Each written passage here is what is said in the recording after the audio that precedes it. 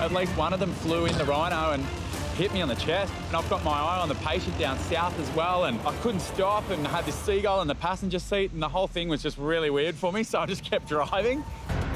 South end, go. Yeah. In the tower, Azza spots a pair of swimmers in trouble. Yeah, go to the south end. They've just had a call from some of the icebergs. Helping someone on the board.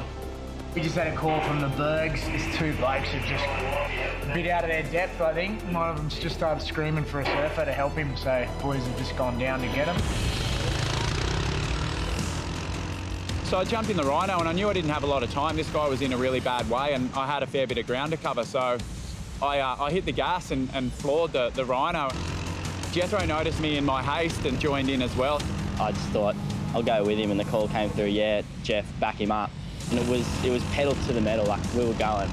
I pretty much had the rhino going flat stick as fast as it could go, and on the way down I encountered a flock of seagulls, and I couldn't really brake or anything. Singlets has gone straight through the guts of a flock of seagulls.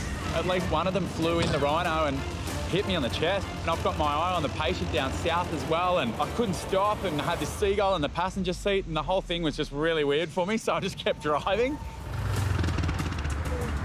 I got down to the patient and unloaded the board, and the seagull had fallen out of the seat, so I don't know where it had gone at that stage, but like I said, my priority was this patient because he was going under. I think one of them's almost got washed in, but one's still clinging to the surfer's board, like he's going to die. Jethro reaches the first man. Jethro's been brushed. Singlets heads for the second man, who has been saved by a surfer. He was kind of really relieved to see me, a Colombian guy, really out of breath and looked like he was probably on his last couple of strokes. All good. Folsom's got his bloke and Jethro's just got wet. With both men safe, Singlets turns his attention back to the seagull. When we got out, Singo said to me, mate, I killed a seagull. And it was like he murdered a human. He was so rattled. Yeah, it's pretty out of shape, isn't it? He said, Jeff, mate, it was in the passenger seat. I hit it and it was in the passenger seat, and he looked like he was about to cry, mate. I feel bad, but there was not really much I could do. I was just like, oh no, this can't be real, you know? Especially, you know, we spend so much time on the beach with these seagulls, they're like our buddies, you know? We thought we better pay all due respect, you know, it was just sitting on the sand and we sort of cut its life a little bit short. We thought, you know what, we'll do the good thing and we'll bury it. And we'll give it a little ceremony and a couple of words and send him off. Yeah, I think the seagull's gone to a better place, and yeah, definitely sort of buried him on the beach. Where else would he want to be? Lifeguards have spotted something caught in the nets. You're jumping off first. No, it won't. That won't be happening. The suspected shark needs to be removed, dead or alive. Quiggers and Bacon draw the short straw. What is it?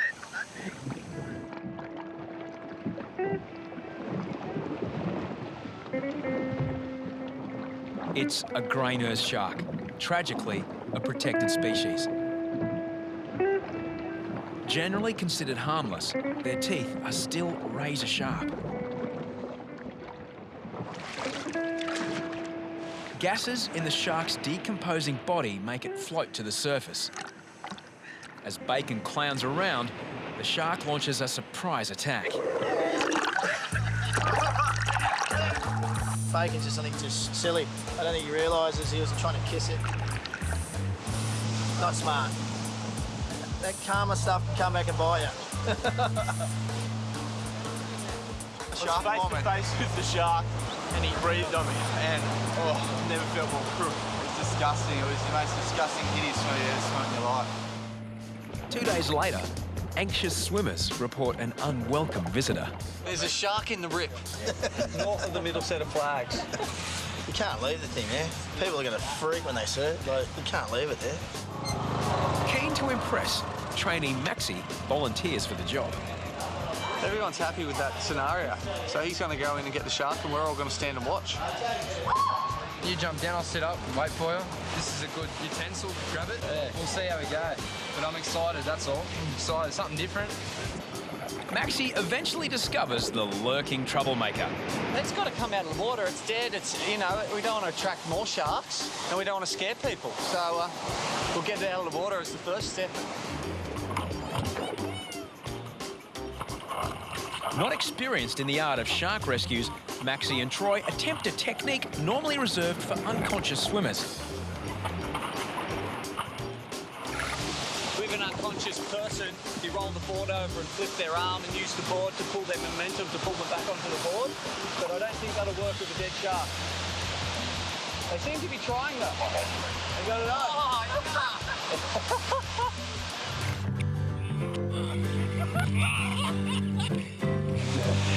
He had a big rope as he was getting ready to go in the water and he was doing some fancy knots with it. I said, mate, just go in and pull everything out. Troy and Maxi resort to a two-man drag technique. Mate, not every day at Bondi we pull a shark out of the water. Now, swimmers are suddenly very brave.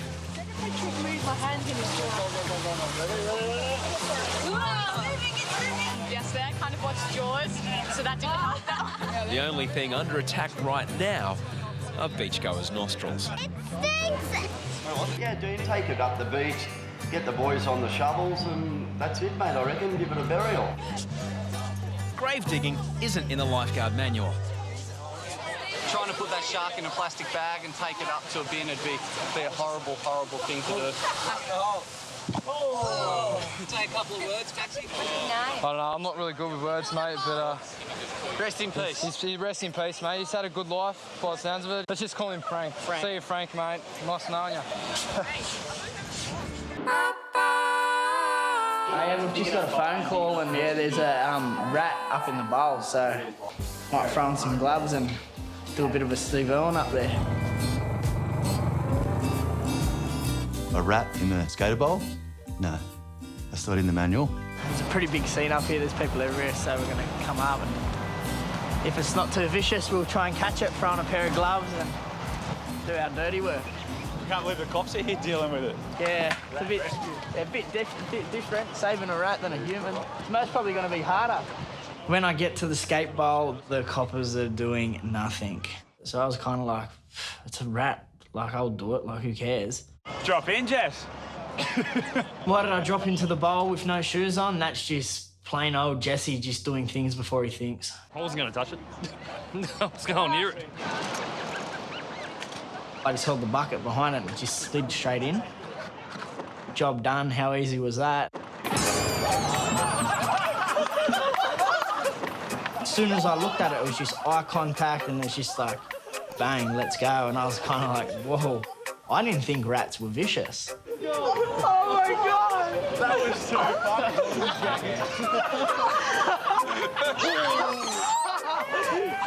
What's the dance, man? I'll go with myself. Definitely, I knew it wasn't my jacket. As if I'd use my jacket to put on a rat. Fully jumped on my face.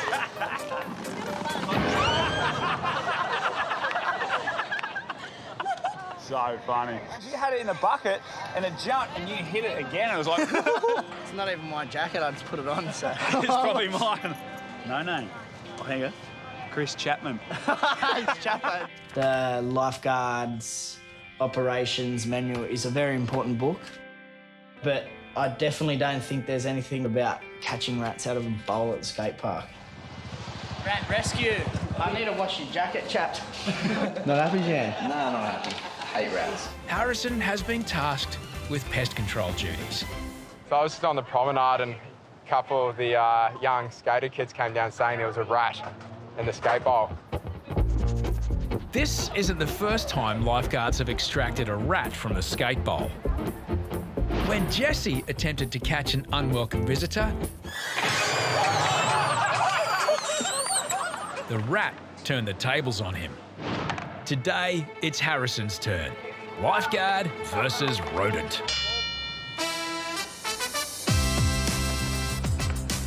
I jumped in thinking I was 6 foot tall and bulletproof. That quickly changed. The thing just charged at me. how am I gonna get this now? You know, I'm eating humble pie, got my tail between my legs, and I'm just thinking, oh, there's no way I'm gonna get this thing into the box.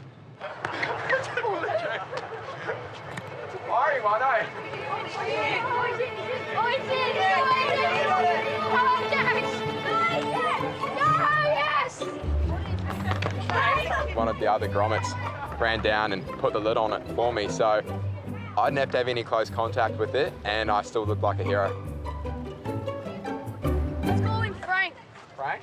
Frank. Bondi rat Frank lives another day, and brave Harrison shows how it's done. You know, where Jesse went wrong is he let his guard down and he didn't get one of the other kids to do it for him.